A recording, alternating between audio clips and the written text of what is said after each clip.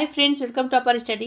देखिए, जैसा कि आप लोग को मालूम है कि उड़ान पब्लिकेशन का जेपीएससी का मॉडल प्रैक्टिस सेट का सीरीज चल रहा है और इस वीडियो में हम कराएंगे पेपर 1 का मॉडल प्रैक्टिस सेट नंबर 3। इसके पहले हम पेपर 2 का भी प्रैक्टिस सेट 3 तक करा चुके हैं। इसी चैनल पर प्लेलिस्ट में लगा हुआ है, आप जाके देख सकते हैं।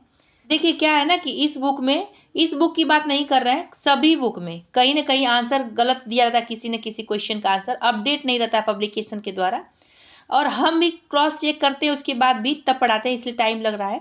तो क्रॉस चेक करने के बाद पढ़ाते हैं। अगर हमसे भी बाई चांस छूट जाता है, कहीं क्वेश्चन का आंसर मिस्टेक हो जाता है, तो प्लीज़ जिसको आंसर मालूम हो उस क्वेश्चन का, तो क्वेश्चन नंबर के साथ आंसर लिख देंगे आप लोग ना, तो कई लोग को उसका आंसर मालूम चल जाएगा। तो ऐसे आप लोग का भी सहयोग हो जाएगा, मेरा भी सहयोग हो जाएगा, और जो इस पे जुड़े हुए हैं उनको सही आंसर पता चल जाएगा। वैसे तो हम 100% कोशिश करते हैं कि गलत ना हो, बाई चांस हो सकता है मिस्टेक, क्योंकि सभी यूट्यूब पे पढ़ते होंगे, कोचिंग सेंटर में पढ़ते होंगे, एक आध क्वेश्चन गलत हो जाता है, सबसे हो जाता है। तो प्लीज़ आप लोग जैसे सपोर्ट करते रहिए। आप लोग इस पे बहुत अच्छे लोग भी जुड़े हुए हैं जो सपोर्ट करते हैं, क्वेश्चन का आंसर भी बता देते हैं।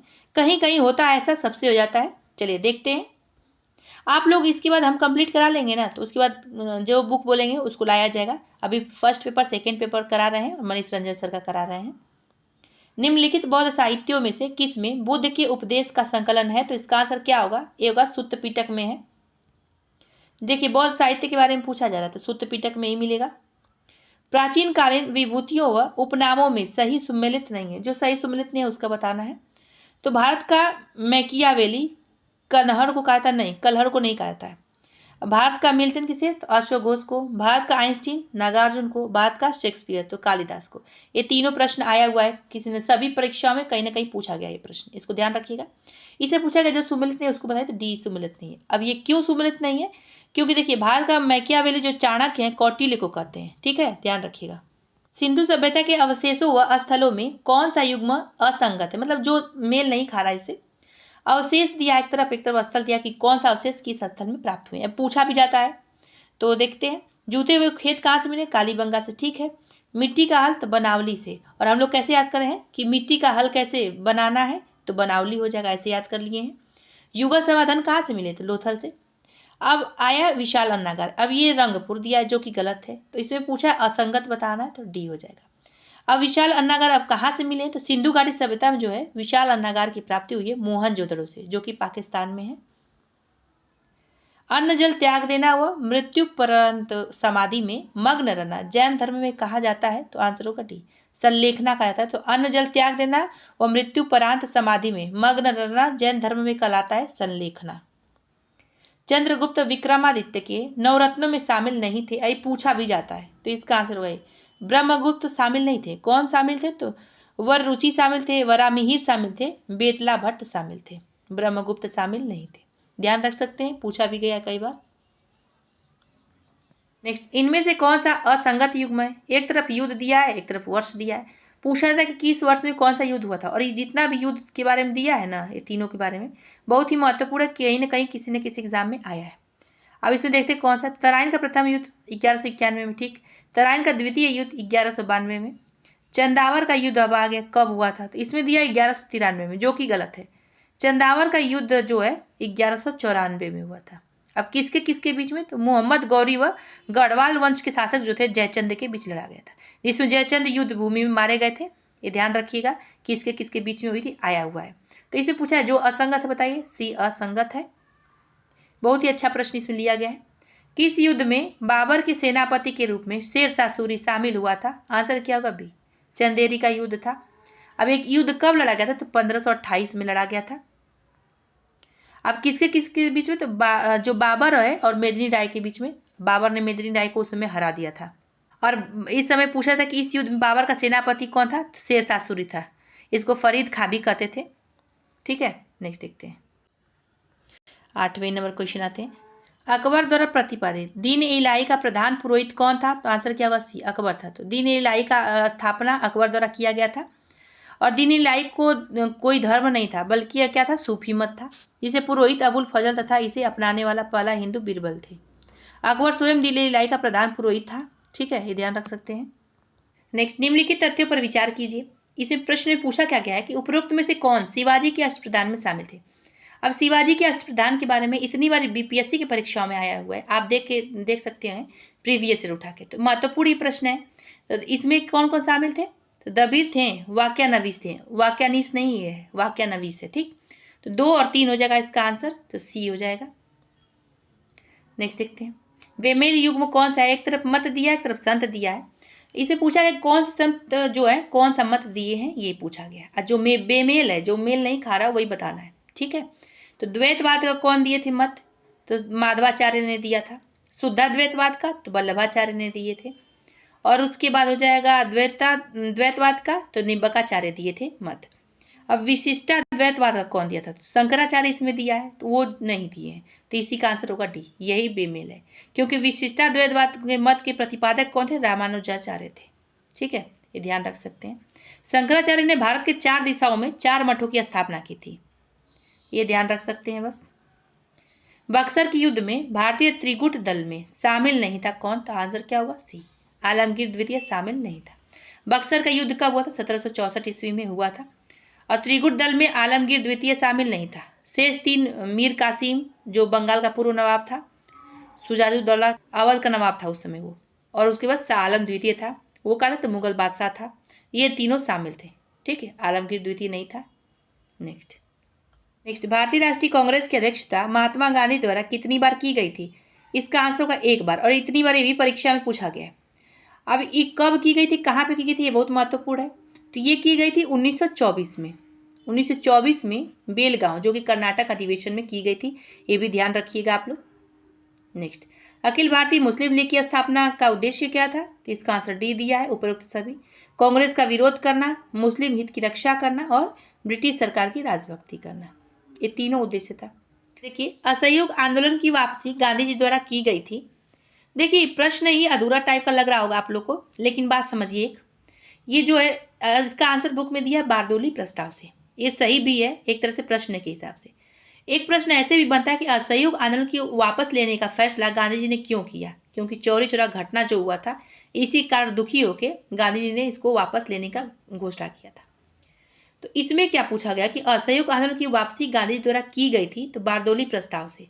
अब इसमें डिटेल में बुक में क्या दिया था इसका कि क्यों ये आंसर बताया गया है, क्योंकि जो है असहयोग आंदोलन जो है इसकी समाप्ति का निर्णय चौरी चौरा जो कि उत्तर प्रदेश में हुआ था, इसी कांड के कारण 5 फरवरी 1922 की हिंसा के कारण गांधी जी द्वारा लिया गया था। और तत्कालीन समय में गांधी जी उस समय कहाँ थे? बारदोली में थे। तो अतः 12 फरवरी 1922 को जो बारदोली प्रस्ताव पारित करके गांधी जी ने यह आंदोलन को वापस लेने का घोषणा किया था, इसीलिए इसका आंसर बी हो जाएगा, ठीक है। और चौरी चौरा कांड कोई प्रस्ताव नहीं है, यह एक घटना है, इसीलिए इसका आंसर ये नहीं होगा इस प्रश्न के हिसाब से, आंसर बी हो जाएगा। कुछ लोग आएंगे बोलेंगे मैम चौरी चौरा प्रस्ताव होगा, नहीं, ये नहीं होगा। हाँ, अभी प्रश्न बताया ना कि असहयोग आंदोलन, इसका प्रश्न अलग बनता है कि असहयोग आंदोलन को वापस लेने का फैसला गांधी जी ने क्यों किया? क्योंकि चौरी चौरा घटना से, इसलिए आंसर इसका इससे बी होगा। कैबिनेट मिशन में शामिल नहीं थे, तो इसका आंसर क्या हो जाएगा?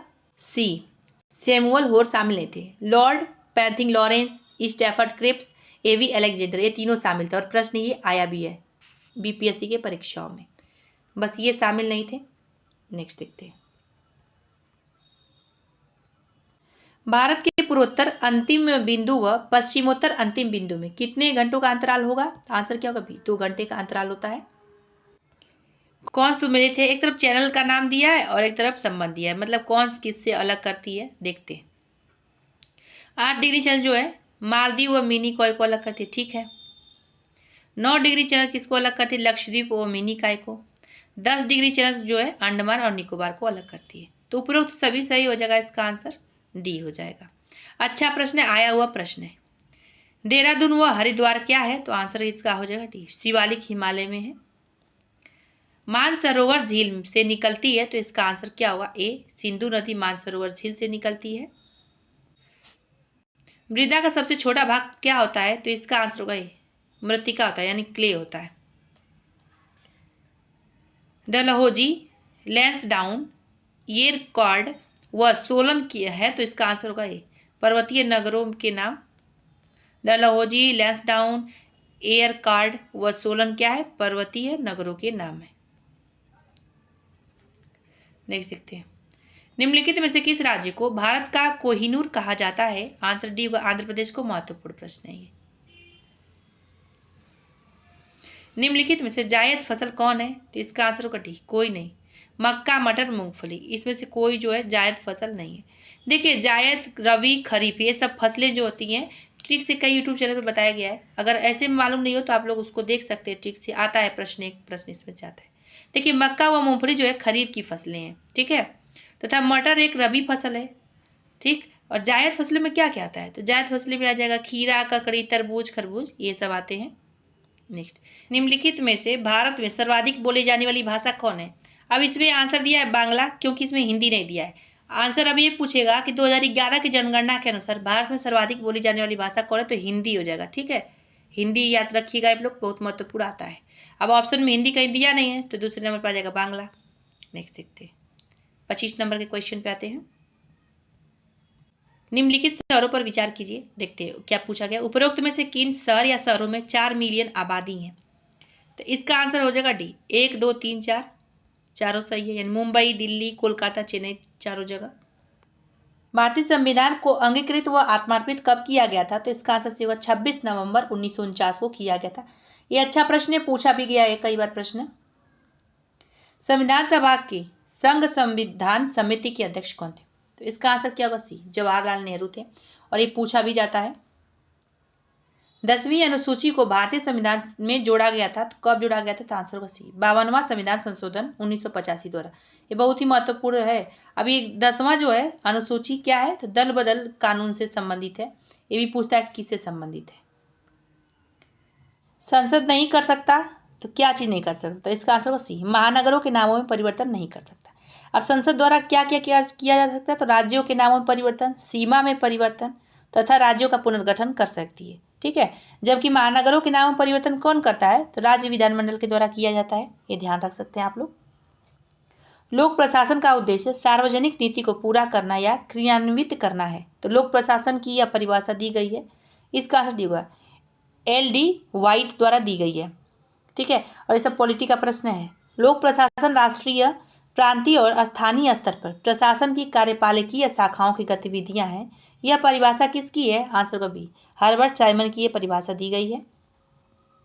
शक्ति कभी भ्रष्ट नहीं करती, बल्कि जब यह अज्ञानियों में समा जाती है तब वह भ्रष्ट होने की संभावना बढ़ जाती है। यह कथन किसका है? तो आंसर सी, बर्नार्ड शॉ का इसका कथन दिया गया है। वैज्ञानिक प्रबंधन का सिद्धांत किसके द्वारा दिया गया था? तो आंसर क्या होगा डी, WF टेलर के द्वारा दिया गया था वैज्ञानिक प्रबंधन का सिद्धांत। महत्वपूर्ण प्रश्न। गांवों को न केवल आर्थिक रूप से बल्कि राजनैतिक और प्रशासनिक रूप से भी आत्मनिर्भर होना चाहिए, यह सुझाव दिया गया था। तो आंसर होगा डी, महात्मा गांधी द्वारा दिया गया था। ये पढ़ के ही मालूम चल गया होगा सबको। पंचायत का कार्यकाल होता है, तो इसका आंसर होगा डी, प्रथम अधिवेशन की तिथि से 5 वर्ष तक होता है, सबको मालूम होगा। जैसे जैसे अर्थव्यवस्था का विकास होता है वैसे वैसे GDP में तृतीयक क्षेत्र का अंश क्या हो जाता है? आंसर का सी, बढ़ता जाता है। इकोनॉमी का प्रश्न है। भारतीय पूंजी बाजार घोटालों की पुनरावृत्ति को रोकने के लिए भारत सरकार ने किसे नियामक शक्तियां सौंपी है? तो सेबी को सौंपी है। महत्वपूर्ण प्रश्न था। श्रम बल जनसंख्या में किस आयु वर्ग के लोगों को शामिल किया गया है? तो इसका आंसर क्या होगा? बी, 15 से 59 वर्ष के लोगों को शामिल किया गया है।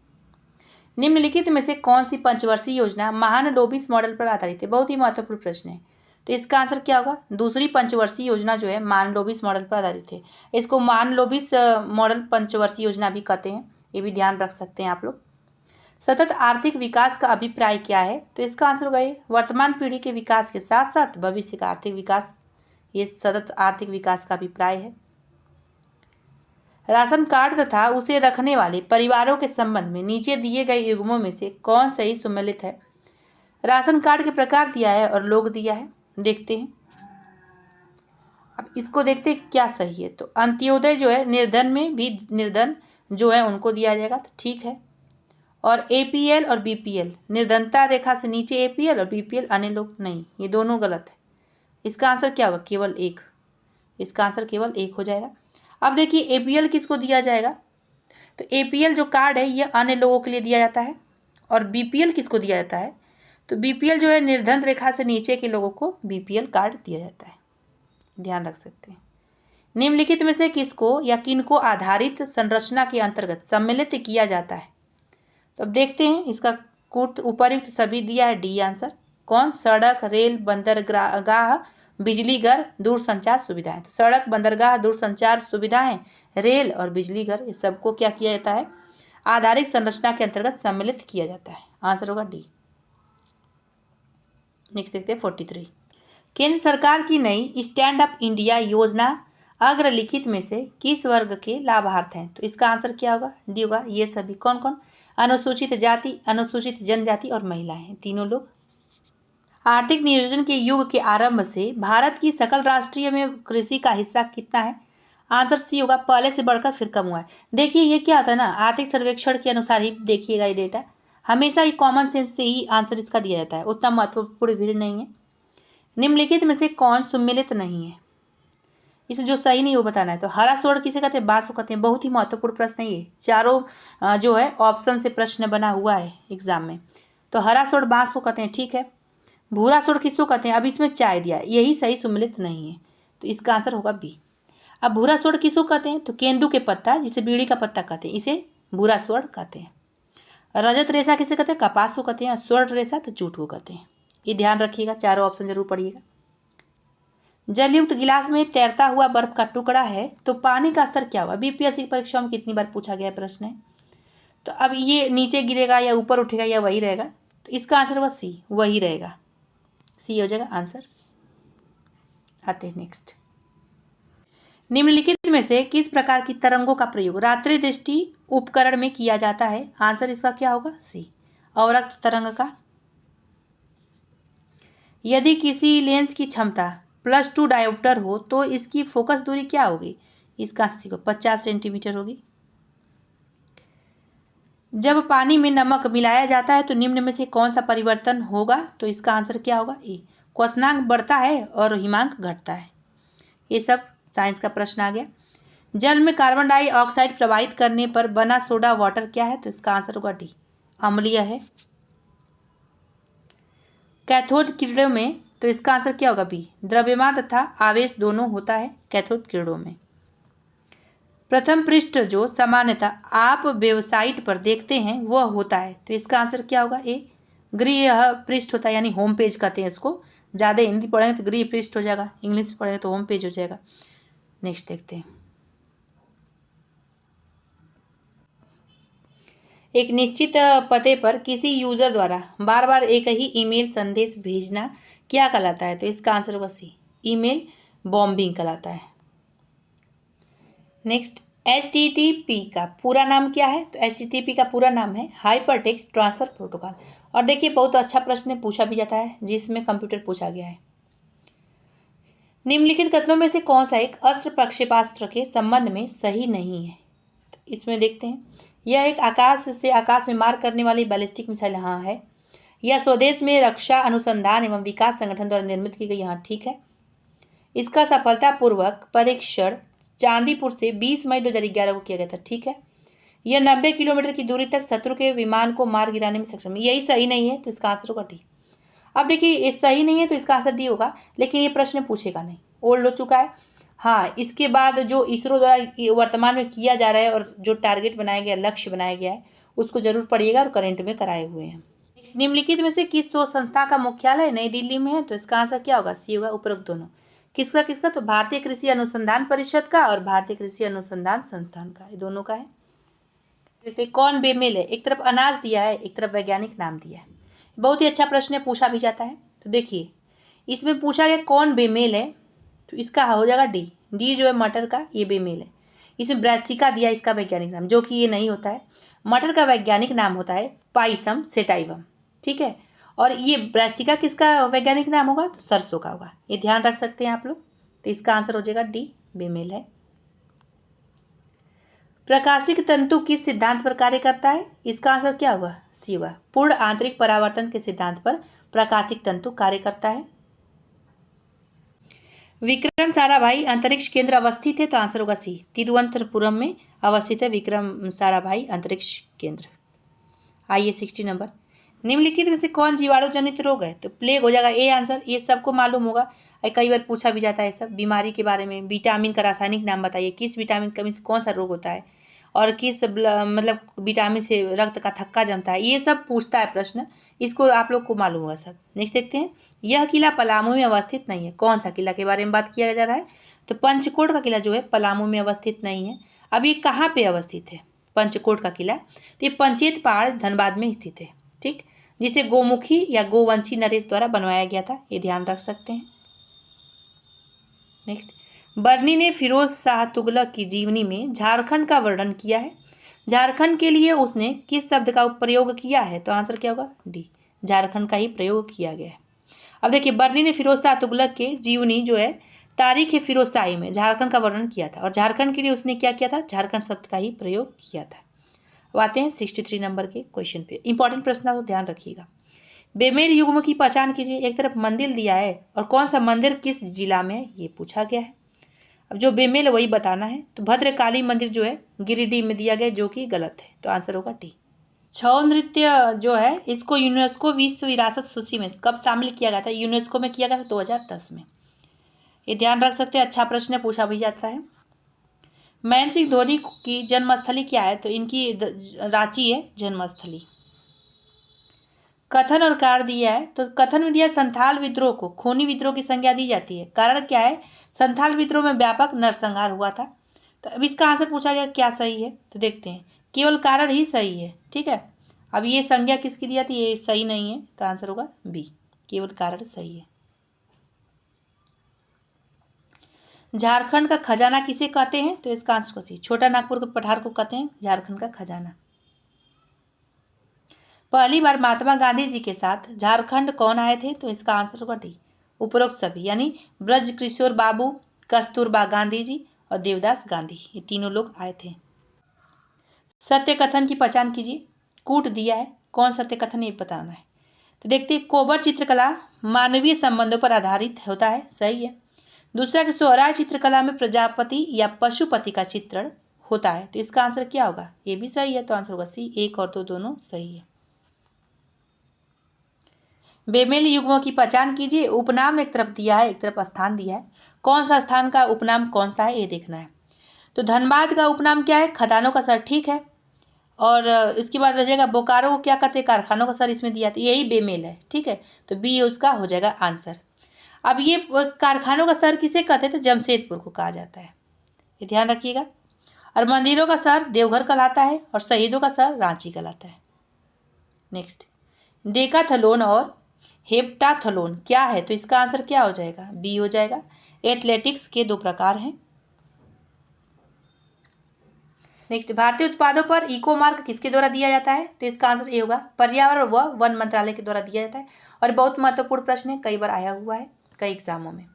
नोबेल पुरस्कार के संदर्भ में असत्य कथन कौन सा है? इसका आंसर क्या होगा? सी, क्योंकि इसमें यह दिया है कि यह पुरस्कार अल्फ्रेड नोबेल के जन्म दिवस पर दिया जाता है, नहीं, ये इनकी पुण्यतिथि पर दिया जाता है, इसलिए यह सत्य हो जाएगा।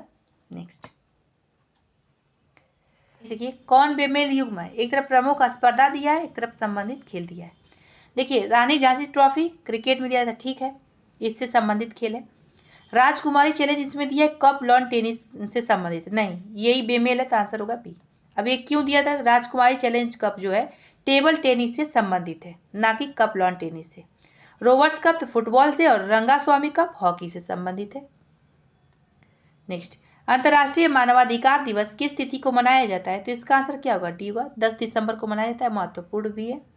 एशियाई विकास बैंक की स्थापना कब की गई थी? तो 1966 में की गई थी, महत्वपूर्ण है।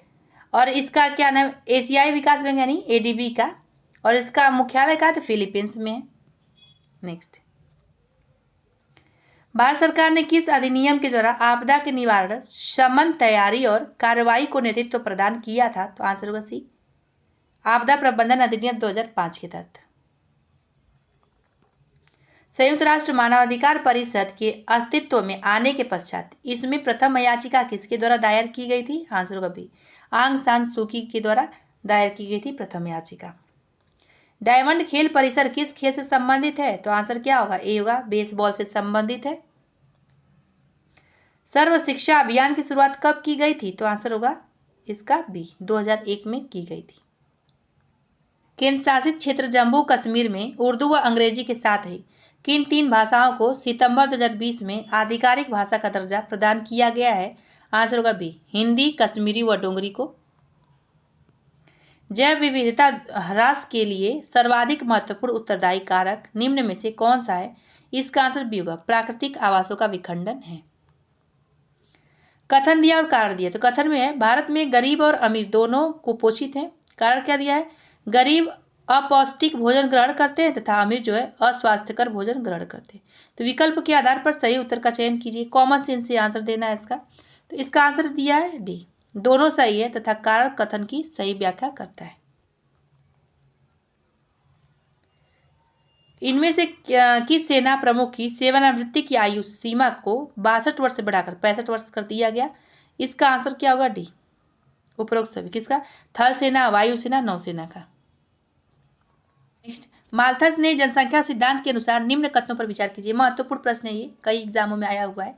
तो ये देखिए माल्थस का जो सिद्धांत क्या दिए थे, इसमें क्या है? उपरोक्त में से कौन सा कथन सत्य, यही चुनना है। तो इसका आंसर होगा डी, इनमें से कोई भी सत्य नहीं है। क्यों सत्य नहीं है? देखिए इसमें दिया कि जनसंख्या अंकगणितीय दर से बढ़ती है, तो ये सत्य नहीं है। खाद्यान्न उत्पादन ज्यामितीय दर से बढ़ती है, तो ये भी सत्य नहीं है। तो इसका आंसर डी हो जाएगा।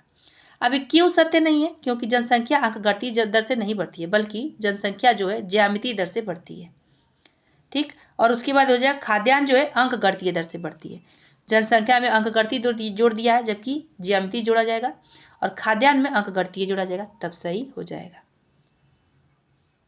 भारत में हरित हाइड्रोजन उत्पादन के लिए निम्न में से किनके बीच समझौता ज्ञापन पर हस्ताक्षर यानी MOU हुआ है? इसका आंसर सी होगा, BPCL और BARC के बीच। अब BPCL क्या है? तो भारत पेट्रोलियम कॉर्पोरेशन लिमिटेड हो जाएगा, इसके बीच। और क्या है? भाभा परमाणु अनुसंधान केंद्र के बीच यानी BARC के बीच हुआ है। ओल्ड प्रश्न है ये। नेत्रहीन T20 वर्ल्ड कप 2022 के संदर्भ में निम्नलिखित में से कौन सा कथन सत्य है? अब देखते हैं, इसमें कूट दिया है तो भारत और श्रीलंका के मध्य फाइनल खेला गया, नहीं ये गलत है। दूसरा कि इसमें भारत विजेता हुआ, ठीक है। और इस वर्ल्ड कप का दूसरा संस्करण यह था, ये भी सही है। तो आंसर क्या होगा? बी, दूसरा और तीसरा सही है। अब पहला क्यों सही नहीं है? क्योंकि भारत और बांग्लादेश के बीच हुआ था, और कहाँ पे ये खेला गया था? तो ये फाइनल मैच का आयोजन हुआ था बेंगलुरु में, इसमें भारत विजयी हुआ था, ये ध्यान रखिएगा। नेक्स्ट देखिए, COP28 जो है संयुक्त राष्ट्र जलवायु परिवर्तन सम्मेलन 2023 का आयोजन सऊदी अरब में प्रस्तावित है। अब इसमें क्या पूछा गया प्रश्न? तो इनमें से कौन सा सही नहीं ये बताना है। तो ये सही नहीं है, ठीक है। तो इसका आंसर हो जाएगा केवल एक। अब क्यों सही नहीं है? क्योंकि COP28 जो है संयुक्त राष्ट्र जलवायु परिवर्तन सम्मेलन जो हुआ था 2023 में, ये संयुक्त अरब अमीरात यानी UAE में हुआ था। कहाँ पे? UAE, संयुक्त अरब अमीरात में। और COP27 का आयोजन 2022 में कहाँ हुआ था? तो इजिप्ट में हुआ था। ठीक, ये ध्यान रखिएगा। जलवायु परिवर्तन प्रदर्शन सूचकांक 2023 में भारत का कौन सा स्थान रहा है? तो आंसर होगा बी, 8वां स्थान रहा है। 68वां राष्ट्रीय फिल्म पुरस्कार 2022 के संदर्भ में कौन सा कथन सत्य नहीं है? पहला क्या दिया इसमें कथन कि सर्वश्रेष्ठ फीचर फिल्म सुर्राई पोट्टू को दिया गया, हाँ ठीक है। दूसरा है कि यह फिल्म तेलुगु भाषा की फिल्म थी, तो ये सही नहीं है। अब इसे पूछा ही गया है कि जो सही नहीं है वो बताइए, तो आंसर होगा दूसरा वाला सही नहीं है, तो बी आंसर हो जाएगा केवल दूसरा। अब ये क्यों सही नहीं है? क्योंकि यह फिल्म जो है तेलुगु भाषा में न होकर तमिल भाषा में थी। ठीक, अब आते हैं 91 number. Landslide atlas of India हाल ही में किसके द्वारा जारी किया गया है? तो इसका आंसर होगा सी, इसरो द्वारा जारी किया गया है। किस व्यक्ति को भारत ऑस्ट्रेलिया द्विपक्षीय संबंधों को मजबूत करने के लिए ऑर्डर ऑफ ऑस्ट्रेलिया के लिए नामित किया गया है? तो आंसर क्या होगा इसका? डी होगा, रतन टाटा जी को किया गया। महत्वपूर्ण प्रश्न है ये। ग्रैंड स्लैम टेनिस प्रतियोगिता 2022 के एकल पुरुष विशेषताओं का मिलान कीजिए। एक तरफ ग्रैंड स्लैम दिया, एक तरफ विजेता जो पुरुष एकल में हुए हैं उनको दिया है। देखते हैं अब इसका आंसर क्या हो जाएगा। इसका आंसर वैसे सी दिया है, ठीक है। अब सी में क्या क्या कैसे है देखते हैं। US ओपन किसको दिया गया है? तो US ओपन दिया गया है सी अल्कराज गार्फियन को। विंबलडन ओपन किसको दिया गया? नोवाक जोकोविच को। ऑस्ट्रेलियन ओपन किसको दिया गया? तो इसका आंसर राफेल नडाल को। और फ्रेंच ओपन तो राफेल नडाल को। राफेल नडाल के बारे में और नोवाक जोकोविच के बारे में बहुत बार आता है और इंपॉर्टेंट भी है लोग, तो इसका आंसर सी हो जाएगा। नेक्स्ट देखिए, उपराष्ट्रपति जगदीप धनखड़ द्वारा मुंडका उपनिषद द ब्रिज टू इमॉर्टलिटी नामक पुस्तक का विमोचन किया गया, जिसके लेखक कौन है? आंसर भी होगा डॉक्टर करण सिंह है। इसने दिया पहला कि राष्ट्रीय डेयरी अनुसंधान संस्थान ने गंगा नाम के एक क्लोन का विकास किया, और दूसरा क्या दिया है? यह भारत की पहली गिर नस्ल की क्लोन मादा बछड़ा है। तो इनमें से कौन सा कथन सत्य नहीं? तो आंसर होगा ए वाला कथन सत्य नहीं है, क्योंकि राष्ट्रीय डेयरी अनुसंधान संस्थान जो है करनाल जो हरियाणा में है, इसके वैज्ञानिकों ने देश में पहली बार गिर गाय की क्लोन मादा बछड़ा का विकास किया है। नेक्स्ट, पहला इसमें दिया है कि जाक्सा ने रॉकेट फाल्कन हैवी को लॉन्च किया, और दूसरा दिया है कि यह विश्व का पहला शक्तिशाली रॉकेट है। तो इनमें से कौन सा सही है ये बताना है। तो इसका आंसर होगा बी, केवल दूसरा सही है। क्या? यह विश्व का पहला शक्तिशाली रॉकेट है। तो पहला क्यों सही नहीं है? क्योंकि जो है स्पेस एक्स द्वारा लॉन्च रॉकेट जो है फाल्कन हैवी जो है दुनिया का सबसे शक्तिशाली रॉकेट है। जाक्सा ने रॉकेट नहीं लॉन्च किया है, किसने किया है? तो स्पेस एक्स के द्वारा किया गया है। इसीलिए आंसर इसका पहला गलत होगा, दूसरा सही होगा, तो आंसर होगा बी। आते हैं अब नेक्स्ट क्वेश्चन पर। EWS आरक्षण का मामला पिछले कुछ समय में काफी चर्चित रहा है, और यह किस संविधान संशोधन से संबंधित है? तो आंसर होगा सी, 103वां संविधान संशोधन से संबंधित है। पहला महारानी एलिजाबेथ द्वितीय woman of the year award से किसे सम्मानित किया गया है? आंसर होगा डी, सुएला वेब्रमैन को सम्मानित किया गया है। नेक्स्ट, IBA महिला विश्व मुक्केबाजी चैंपियनशिप 2023 का आयोजन नई दिल्ली में हुआ, ठीक है। दूसरा है कि इसमें भारत पदक तालिका में दूसरे स्थान पर रहा है। तो इसमें से कौन सा सही है? तो ये पदक तालिका में भारत दूसरे स्थान पर नहीं रहा है। तो इससे पूछा गया जो सही है वो बताइए, तो आंसर होगा केवल पहला सही है। दूसरा क्यों नहीं सही है? क्योंकि इसमें जो है भारत पदक तालिका में पहले स्थान पर रहा है। विदेशी धरती पर आयोजित किसी भी युद्धाभ्यास यानी जापान में वीर गार्जियन जो हुआ था में भाग लेने वाली देश की पहली महिला पायलट कौन बनी है? आंसर डी होगा। डी में क्या दिया? अवनी चतुर्वेदी बनी है। तो फ्रेंड्स, ये पे वीडियो समाप्त होता है। Practice set number 3 paper first का और पेपर सेकंड दोनों का कंप्लीट हो चुका है। प्लेलिस्ट में इसको लगा देंगे, आप लोग जाके देख लीजिएगा। चलिए फिर मिलेंगे अगले वीडियो में अगले टॉपिक के साथ।